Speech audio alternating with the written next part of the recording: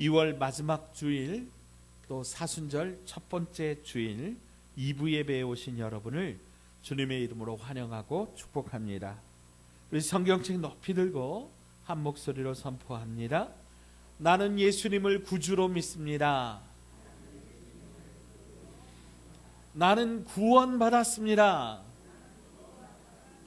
나는 이 말씀을 믿습니다. 나는 행복합니다. 아멘. 아멘. 오늘 이 예배에 참여한 우리 사랑하는 모든 믿음의 가족들에게 하나님께서 은혜와 평강, 기쁨과 능력, 감사와 충만한 은혜를 쏟아 부어 주시기를 주의 이름으로 축원합니다. 축원합니다. 여러분 혹시 인생에서 지우고 싶은 순간이 있으신가요? 다시 한번 기회가 주어진다면 깨끗이 지우고 새롭게 살고 싶은 그런 순간 말입니다. 오늘 우리가 함께 읽은 이 시편 51편을 기록한 다윗에게 바로 그런 순간이 있었습니다. 다윗은 이스라엘의 가장 사랑받고 존경받는 그런 왕입니다. 마치 우리나라의 세종대왕처럼 이스라엘 사람들은 다윗을 가장 존경하고 좋아했습니다. 그래서 이스라엘 국기에 보면 이 별이 하나가 새겨져 있는데 그 별을 다윗의 별이라 그렇게 이야기를 합니다. 이스라엘 사람들은 지금도 이 국기를 바라보면서 그 다윗의 별을 바라보면서 다윗과 같은 사람이 이 땅에 다시 와서 자기네들을 세계 최고의 강대국으로 이끌어 주기를 바라고 있습니다. 그것처럼 이 다윗은 그렇게 존경받고 사랑받는 그런 왕이었는데요. 이 다윗의 인생에 참으로 오점이라고 말할 수 있는 그런 시절이 있었다고 하는 거예요. 우리가 함께 읽은 시편 51편 위에 보면 파란색으로 여러분 적혀 있는 것이 있는데 이것을 표제어라 그래요. 이것을 통해서 이 시편 51편이 어떤 순간에 누가 어떤 마음으로 기록했는지 이제 그 배경을 알 수가 있어요. 여러분 한번 읽어보시죠. 시편 51편 위에 있는 파란 글씨 한번 읽어봅니다. 다윗의 시, 인도자를 따라 부르는 노래. 다윗이 밧세바와 동침한 후 선지자 나단이 그에게 왔을 때. 자, 이 이야기가 무슨 얘기냐면요, 이제 다윗의 왕권이 안정되었습니다. 그래서 다윗이 직접 전쟁터에 나가 싸우지 않고 이제 부하 장수들만 내보내서 전쟁을 치르고 있고, 다윗은 이제 잠깐 낮잠을 자고 오후에 일어나서 왕궁 옥상을 거니면서 산책을 하고 있었습니다. 그런데 그렇게 이제 평화로운 오후 산책을 하다가 그만 다윗이 봐서는 안 될 것을 보았습니다. 여러분, 우리 눈이 보는 것을 조심해야 됩니다. 눈으로 보면 그것이 우리의 생각에 자리를 잡게 되고 그 생각이 어느샌가 우리의 말, 우리의 행동으로 나타나기 때문입니다. 우리가 잘 아는 인류의 첫 번째 조상인 아담과 하와가 하나님께서 에덴 동산에서 먹지 말라고 하신 그 동산 중앙의 나무 실과를 보게 됩니다. 전에는 아무 생각 없이 보았습니다. 그런데 뱀이 하와에게 거짓말을 합니다. 하나님이 동산 중앙에 있는 그 나무 실과를 먹지 말라고 하셨더냐. 그랬다. 그걸 먹으면 정령 죽는다 그랬다. 반드시 죽는다 그랬다. 근데 뱀이 그 말을 부인하는 거예요. 아니다. 절대로 안 죽는다. 너희가 그걸 먹으면 선악을 알게 되고 하나님과 같이 될 것이다. 그래서 하나님이 그렇게 하지 못하게 하려고 그것을 먹지 못하게 막으신 거다. 그래서 하와가요, 뱀의 그 말을 듣고 동산 중앙에 있는 그 나무 실과를 보니까 그 나무가 어떻게 보였을까요? 창세기 3장 6절 말씀입니다. 우리 같이 한번 읽어보시죠. 여자가 그 나무를 본즉 먹음직도 하고 보암직도 하고 지혜롭게 할 만큼 탐스럽기도 한 나무인지라. 여자가 그 열매를 따먹고 자기와 함께 있는 남편에게도 주매 그도 먹은지라. 아멘. 전에는요 아무렇지도 않았어요. 전에는 그 동산 중앙에 있는 나무를 봤을 때 전혀 마음에 어떤 동요가 없었는데, 뱀의 말을 듣고 나서 그 나무를 다시 한번 보니까 그 나무 열매가 먹음직하게, 참 보암직하게, 그리고 지혜롭게 할 만큼 탐스럽게 보였다고 하는 거예요. 여러분, 우리가 보는 것을 조심해야 됩니다. 하나님의 말씀에 따라서 우리가 안 볼 것은 안 봐야 돼요. 근데 그 말씀을 거역하고 자꾸 보면 눈으로 죄가 들어온다라고 하는 거예요. 주일학교 때 함께 불렀던 그 찬양이 기억이 나요. 그 찬양의 가사가 이렇습니다. 너의 눈이 보는 걸 조심해. 너의 눈이 보는 걸 조심해. 우리 하늘아버지 항상 지켜보시네. 너의 눈이 보는 걸 조심해. 아멘. 사랑하는 여러분, 항상 우리의 눈이 아름다운 것, 귀한 것, 축복하고 은혜로운 것, 그런 귀한 것 보시기를 주의 이름으로 축복합니다. 자, 다시 본문으로 돌아가서요. 다윗이 봐서는 안 될 것을 보았는데 그것은 어떤 아리따운 여인이 목욕하는 장면이었어요. 그러면요, 아이고머니나 하고 얼른 그 자리를 피하고 그 기억을 잊어버려야 되는데, 그게 여러분 진짜 이스라엘의 왕이고 또 그게 신앙인의 모습이고 그게 하나님 앞에서 바른 모습이겠지요. 그런데 요셉은요, 다윗은요, 거기서 한 걸음 더 나가는 거예요. 사람을 보내서 이 여인이 누군지 알아보고 그 여인을 데려오는 거예요. 그리고 그 여인과 함께 하룻밤을 동침한 거예요. 자, 문제는요, 그런데 이 여자가 이미 결혼한 여자예요.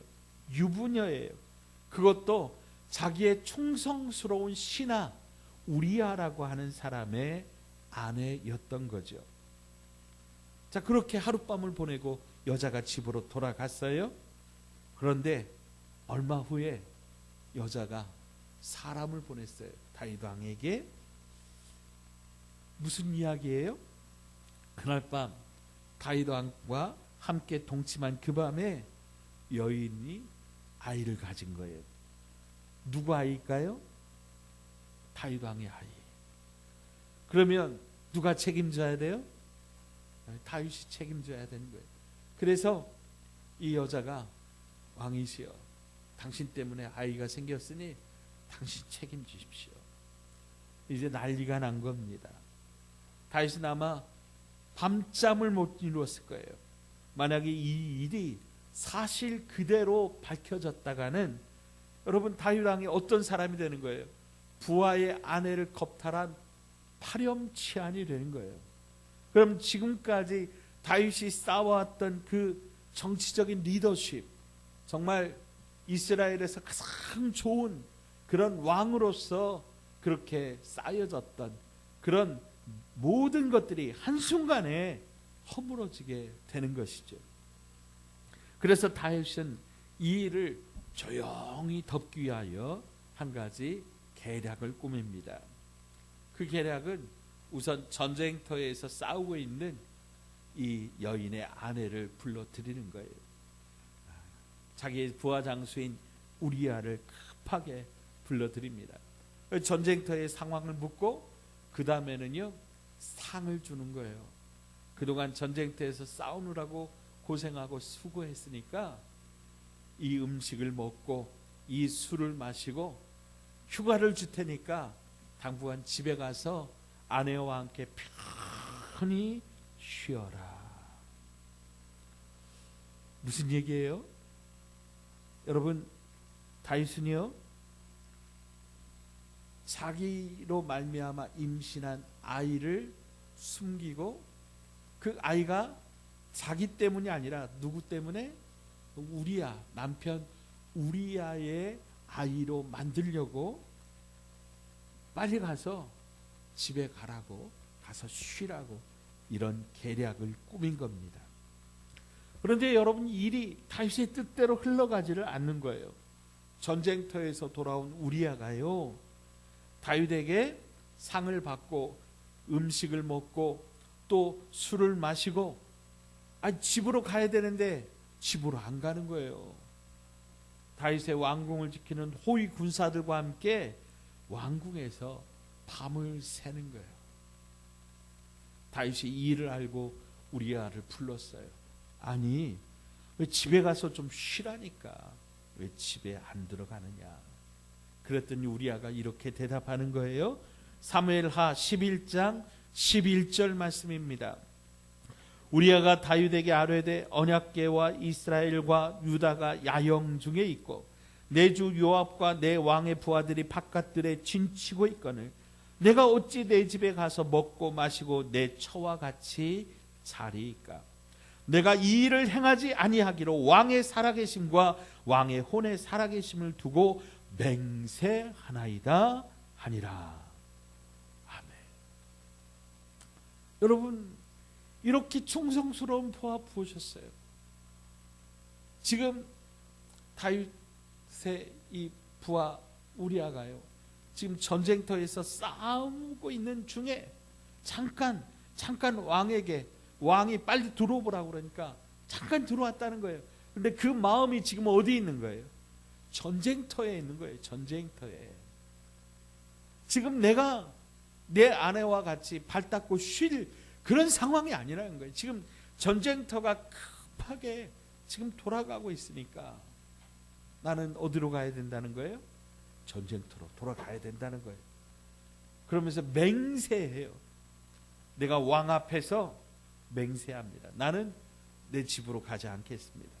내 처와 같이 즐기지 않겠습니다. 나는 전쟁터로 돌아가겠습니다. 이런 우리아의 강한 결심, 이 굳은 결심을 보고요, 다윗 왕이 또 술을 먹이고 또 고기를 먹이고 푹 쉬게 한 다음에 이제 다시 이 우리아를 전쟁터로 보내요. 네, 여러분, 이렇게 충성스러운 부하, 이렇게 믿음직하고 정말 다윗에게 목숨을 바치는 이런 부하. 네, 여러분, 다윗의 입장에서 이런 우리아가 마음에 들었을까요? 안 들었을까요? 다윗의 입장에서 안 들었어요. 왜요? 자기의 범죄를 덮으려고 불렀는데 집에 가서 잘하니까 안 자니까. 자기 죄를 덮을 수가 있어요, 없어요? 없는 거죠. 없는 거예요. 그래서 결국 다윗 왕은요, 플랜 B, 두 번째 계획을 세워요. 그것은 이 우리아를 다시는 돌아올 수 없는 전쟁터로 보내라고 우리아의 상관인 군대 사령관, 총사령관 요압 장군에게 편지를 써가지고요, 누구 편에 보내냐면 이 우리아 편에, 요압에게 편지를 써서 보내요. 여러분, 얼마나 잔인해요? 사람이 그렇게 잔인할 수가 없어요. 그렇게 하나님 앞에 기도 열심히 하고 하나님 앞에 참으로 충성스럽고 정말 신실했던 다윗이 한순간에 무너지고요, 자기를 포장하고 자기를 가리고 자기 죄를 덮기 위해서 자기에게 생명 바쳐 충성하는 이 우리아라고 하는 한 사람을, 참, 여러분, 우리아를 생각해 보세요. 얼마나 딱해요. 자기를 죽이라고 하는 편지를 자기 손으로 갖다가 요압 장군에게, 총사령관에게 전달하는 이 우리아. 자, 그리고 나서 과연 얼마 후에 우리아가 전쟁터에서 죽어요. 전사해요. 그러자마자 다윗은 기다렸다는 듯이 우리아의 아내 바세바를 데려다가 공식적으로 자기 아내로 삼아버려요. 여러분, 이 모습이 다윗의 모습이에요. 진짜 나쁜 사람이고, 진짜 음란한 사람이고, 진짜 거짓말쟁이고, 책임지지 않는 모습이에요. 심지어 직접적으로 살인하지는 않았지만 간접적으로 적군의 힘을 빌려서 목적과 의도를 따라 자기의 충성스러운 분하를 가차없이 죽여버리는 아주 무서운 그런 사람이에요. 근데 겉으로는요, 정말 신실한 사람이고요, 정말 하나님 앞에 믿음이 있는 사람이고요, 특별히 자기 부하들을 잘 챙기는 그런 사람이에요. 이때 당시만 해도요, 이제 고아 과부가 살기 정말 힘든 그런 시대였거든요. 누가 이 과부를 책임지고 누가 이 과부를 먹여 살릴 수 있겠는가? 왕인 내가 내 부하의 아내를 챙겨서 일평생 책임지겠다. 그런 모습으로 다른 사람들은 이 밧세바를 아내 삼은 이 사건을 그렇게 바라보았을 거예요. 겉과 속이 완전 다른 거예요. 다윗의 완전 범죄는 성공한 것처럼 보였어요. 이대로 묻힐 것 같았어요. 그런데 어느 날 나단이라고 하는 사람이 다윗을 찾아옵니다. 다윗 왕에게 이렇게 얘기하는 거예요. 왕이시여, 왕께서 이 일을 좀 판결을 해 주십시오. 아니, 우리 동네에 어떤 부자가 있는데 양이 한 100마리를 넘는 것 같습니다. 근데 그 옆집에 또 가난한 한 농부가 있는데 이 농부에게는 정말 가족처럼 여기는 양 한 마리가 있습니다. 가축인데 뭐처럼 여겼다고요? 가족처럼. 예. 여러분, 혹시 집에 개 키우는 분 계세요? 요즘에 개나 고양이나 반려견, 반려묘로 그렇게 키우는 분들이 많이 있죠. 함께 살면서 정이 들면은 이제 정말 이 개나 고양이나 가족처럼 여겨진다는 거예요. 그래서 개가 아프면 병원에 가서 막 몇백만 원씩 들어서 수술도 하고요, 또 죽으면 장례식도 그렇게 치러진다고 해요. 여하튼 그렇게 가족처럼 여기는 양 한 마리를 키우고 있었는데 이 부잣집에 손님이 온 거예요. 이 부자가 그 손님을 접대하려고 하니까 자기 거가 아까운 거예요. 그래서 어떻게 해요? 옆집에 한 마리 가축이 아니라 뭐처럼 키우는, 가족처럼 키우는 그 양 한 마리를 뺏어다가 손님을 접대를 했다는 거예요. 나단 선지자가 여기까지 다윗 왕에게 이야기를 하니까 다윗 왕이 불같이 화를 내면서, 아니 도대체 그 사람이 누구냐? 이스라엘 땅에 그런 몰지각한 사람, 그런 파렴치한 사람, 그런 사람이 있으면 안 된다라고 하는 거예요. 당장 가서 끌고 잡아오겠다는 거예요. 군사를 보내서 그 사람 잡아다가 족치겠다는 거예요. 예, 곤장을 때리고 이스라엘의 바른 법이 있음을 보여주겠다는 거예요. 그때 나단 선지자가요, 갑자기 얼굴을 정색하고 다윗 왕을 향하여 손을 딱 손가락질을 하면서, 바로 당신이요, 그 사람이 바로 당신이요, 당신이 이스라엘 왕으로서 얼마든지 많은 재산도 있고 많은 아내도 여럿 있으면서 누구를? 당신의 부하 우리아의 아내 밧세바를 빼앗아 당신의 아내로 삼았습니다. 그러면서 하나님이 이제 당신에게 이렇게 말씀하라고 하셨습니다. 사무엘하 12장 10절로 12절의 말씀이에요. 제가 읽어드릴게요.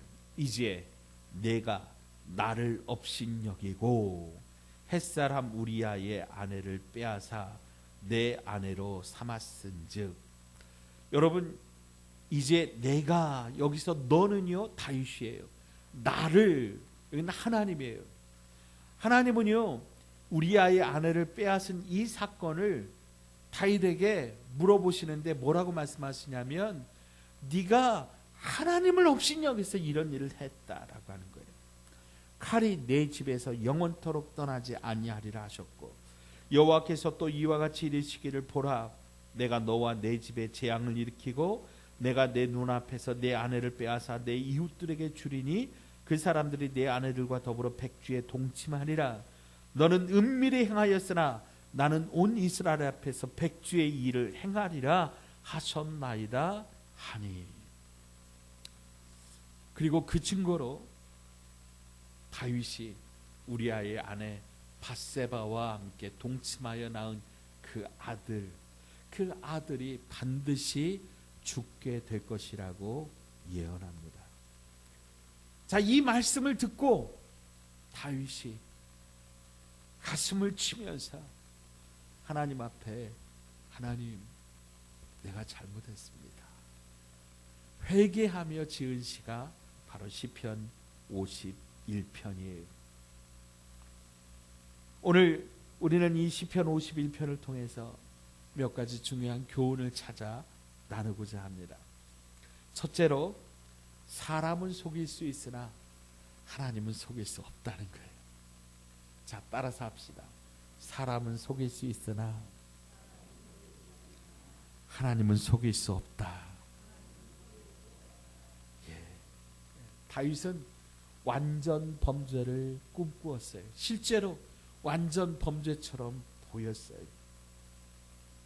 그런데 사람들은 다 몰라고 다윗을 정말 선한 왕으로, 다윗을 정말 위대한 왕으로 그렇게 존경하고 따르고 그렇게 했지만, 조용히 은밀하게 진행을 했기 때문에 사람들은 아무도 모를 것 같지만 아니에요. 하나님은 이 사건을 똑바로 쳐다보셨고 이 일에 대해서 하나님은 심판하신다라고 하는 거예요. 다윗이 하나님으로부터 이 말씀을 듣고 나서 하나님 앞에 호소한 호소가 있어요. 우리 1절부터 3절 같이 읽어봐요. 시작. 하나님이여, 주의 인자를 따라 내게 은혜를 베푸시며 주의 많은 긍휼을 따라 내 죄악을 지워주소서. 나의 죄악을 맑게 씻으시며 나의 죄를 깨끗이 제하소서. 무릇 나는 내 죄가를 아오니 내 죄가 항상 내 앞에 있나이다. 아멘. 아멘. 다윗은 하나님 앞에서 이 죄를 깨닫고 이 죄를 좀 제발 지워달라고 하나님 앞에 간절히 호소하고 있어요. 여러분, 우리가 어렸을 때 학교 다니면서 지우개 많이 사용해 보셨지요? 잘못 썼으면 연필로 써서 잘못 썼으면 지워요. 지우개로 지우면 지워져요. 여러분, 근데 죄가요, 지워져요, 안 지워져요? 안 지워져요. 특별히 사람을 죽인 죄, 피 흘린 그 죄, 지워져요, 안 지워져요? 안 지워진다는 거예요. 무릇 나는 내 죄과를 하오니 내 죄가 항상 내 앞에 있나이다. 네가 그러고도 이스라엘의 왕이야? 네가 그러고도 하나님 믿는 사람이야? 네가 그러고도 신앙인이야? 이 다윗의 죄가 다윗을 향하여 이렇게 참소하는 거죠. 다윗이 하나님 앞에 엎드려서 이렇게 기도하고 있어요. 10절입니다. 10절 같이 읽어요. 시작. 하나님이여, 내 속에 정한 마음을 창조하시고 내 안에 정직한 영을 새롭게 하소서. 아멘. 정직해야 돼요. 진실해야 돼요. 그런데 이 10절 말씀을 자세히 보시면은요, 정한 마음, 정직한 마음은 누가 주셔요? 하나님이 주셔야 돼요. 따라서 합시다. 거짓말은 사단이 주고 정직한 마음은 하나님이 주신다. 아멘. 아멘. 여러분, 사단은 그 말 뜻이 거짓의 영이에요. 분열케 하는 자예요. 거짓말을 잘 하는 자예요. 사단이라고 하는 말 자체에 거짓의 우두머리라고 하는 그런 의미가 담겨 있어요. 거짓말을 아주 잘해요. 그러나 하나님은요, 정직을 좋아하시고 정직한 마음을 주세요. 죄를 지은 사람들은 쉽게 핑계를 대고요, 다른 사람 때문이라고 책임을 전가해요. 근데 하나님의 사람들은 정직하고 진실해요. 그리고 책임을 지려고 해요. 근데 여러분, 잘못 쓴 글씨는 지우개로 지우면 되는데 우리의 잘못 살아온 인생은 어떻게 지울 수 있느냐라고 하는 거예요. 자, 두 번째로, 오직 예수님의 보혈이 우리를 깨끗게 하십니다. 따라서 합시다. 오직 예수님의 보혈이 우리를 깨끗하게 하십니다. 예, 본문 7절 말씀 보시면요, 우슬초로 나를 정결하게 하소서. 내가 정하리이다. 나의 죄를 씻어주소서. 내가 눈보다 희리이다. 아멘. 여기 7절에 있는 우슬초라고 하는 것은 쉽게 생각하면 이제 털이 많은 그런 풀이에요. 요즘 우리는 플라스틱으로 만들어져서 공장에서 생산한 그런 비를 사용하는데, 옛날에는 뭐 쌀이비라든가 그리고 또 수수대라든가 뭐 그런 것들을 엮어 가지고 그런 것으로 이제 비를 만들어서 썼어요. 이것처럼 이제 털이 많은 식물을 엮어서 그것으로 이제 성전에 들어오는 사람에게 물을 찍어 가지고 성전에 들어오는 사람을 향하여 물을 이렇게 뿌려가면서 이제 정결 예식을 행했고요. 그리고 또 이 우슬초로 이제 어린 양을 잡으면 그 피를 찍어 가지고 제단 사면에 뿌렸던 것이 이스라엘의 정결 예식이었어요. 이 정결 예식은요, 하나님의 어린 양 예수 그리스도의 보혈을 상징합니다. 여러분, 우리가 잘 아는 것처럼 애굽에서 이스라엘 백성들이 나올 때 마지막 10번째 기적이 있었어요. 이 10번째 기적이 뭔지 여러분 생각나시죠? 애굽의 모든 첫 번째 장자가 죽는 죽음의 순간에 하나님께서 죽지 않게 하는 그런 법을 가르쳐 주셨어요. 그게 뭐냐면 미리 짐승을 잡으라는 거예요. 어린 양 한 마리를 잡아서 그 피를 집 좌우 문설주에 바르라는 거예요. 그러면 죽음의 천사가 그 집을 넘어간다. 유월. 그래서 유월절 규례예요. 여러분, 이 유월절 규례에 담긴 게 뭐냐면 우리를 대신해서, 우리가 죽어야 되는데 우리를 대신해서 어린 양이 죽은 거예요. 하나님의 어린 양 예수 그리스도의 피로 오늘 말씀처럼 나를 정결하게 하옵소서.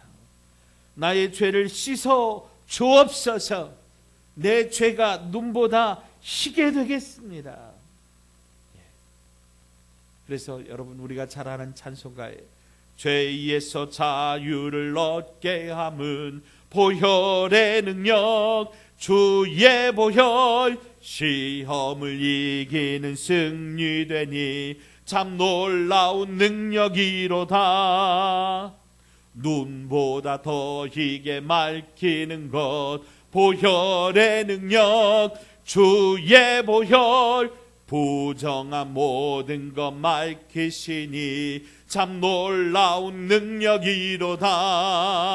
주의 보혈 능력이 있도다. 주의 피 믿으어 주의 보혈 그 어린 양의 매우 귀중한 피로다.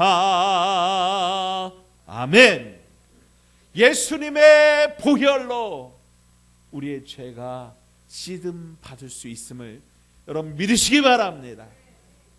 그 세상 그 어떤 것도 우리의 죄를 씻을 수 없지만 십자가 위에서 흘리신 예수 그리스도의 보혈의 피가 오늘 저와 여러분의 죄를 깨끗하게 씻을 수 있는 것을 믿으시기 바랍니다. 그리고 세 번째로 성령을 부어주셔서 우리에게 구원의 즐거움을 회복시켜 주십니다. 우리 11절 12절 말씀입니다. 함께 읽습니다. 나를 주 앞에서 쫓아내지 마시며 주의 성령을 내게서 거두지 마소서. 주의 구원의 즐거움을 내게 회복시켜 주시고 자원하는 심령을 주사 나를 붙드소서. 아멘. 죄를 지은 인생은요, 죄의 지배를 받게 됩니다. 여러분, 다윗도 그랬어요. 죄가 날마다 항상 내 앞에 있나이다. 다윗의 양심이 다윗을 고발하는 거예요. 얼마나 괴롭겠어요. 얼마나 힘들었겠어요. 그런데 주의 성령이 임하시면 그 죄로부터 자유하게 되고 두려움에서 해방되게 되는 거예요. 회개하면, 하나님 앞에 회개하면 참 자유를 얻고 구원의 즐거움을 누리게 된다라고 하는 거죠. 여러분, 하나님께서 우리에게 원하시는 삶은 바로 그런 삶이에요. 하나님은 우리가 진정 행복하게 살기를 원하세요. 그런데 그러려면 우리가 다윗처럼 정직하게 진실하게 하나님 앞에 나아가 회개해야 되는 거예요. 여러분, 다윗이 존경받는 이유는요, 그가 죄를 짓지 않아서가 아니에요. 비록 그가 실패하고 넘어졌어도 정직하고 진실하게 하나님 앞에 엎드려 자기 죄를 회개하고 용서받았기 때문이에요. 하나님께서 죄를 지워주시기를 간구하며 정한 마음을 주시기를 간절히 원하면서 하나님 앞에 회개하고 엎드렸던 이 다윗처럼 사랑하는 여러분, 오늘 저와 여러분도 하나님 앞에 다시 돌아가 회개하고 엎드리는 저와 여러분 되시기를 축복합니다. 사순절 40일 릴레이 금식 기도의 가운데 우리 자신을 더욱더 돌아보면서 회개할 것 회개하고 끊을 것 끊고 주님의 보혈을 의지하여 우리 주님 앞에 나아갈 때 주님의 성령이 우리 가운데 임하사 우리에게 참된 자유와 구원의 기쁨을 주실 줄로 믿습니다. 그럼 그 약속을 믿으시고 우리 함께 기도하면서 주님이 주시는 큰 은혜로 이번 사순절을 보내시기를 주의 이름으로 축원드립니다. 하나님 아버지, 죄의 유혹과 나 자신의 욕망을 이기지 못해 날마다 넘어지며 범죄하는 우리들을 불쌍히 여겨주시고 어린 양 예수 그리스도를 이 땅에 보내셔서 그 보혈의 피로 우리의 죄를 씻어주신다고 말씀하여 주시니 감사합니다. 다윗과 같이 겸손히 회개하며 엎드리게 하여 주시옵소서. 그래서 다시는 죄의 노예로 살지 않게 하여 주옵시고 거룩하고 진실하고 정직하게 참 자유와 기쁨을 누리며 행복하게 살게 하여 주시옵소서. 예수님 거룩하신 이름으로 간절히 기도하옵나이다. 아멘.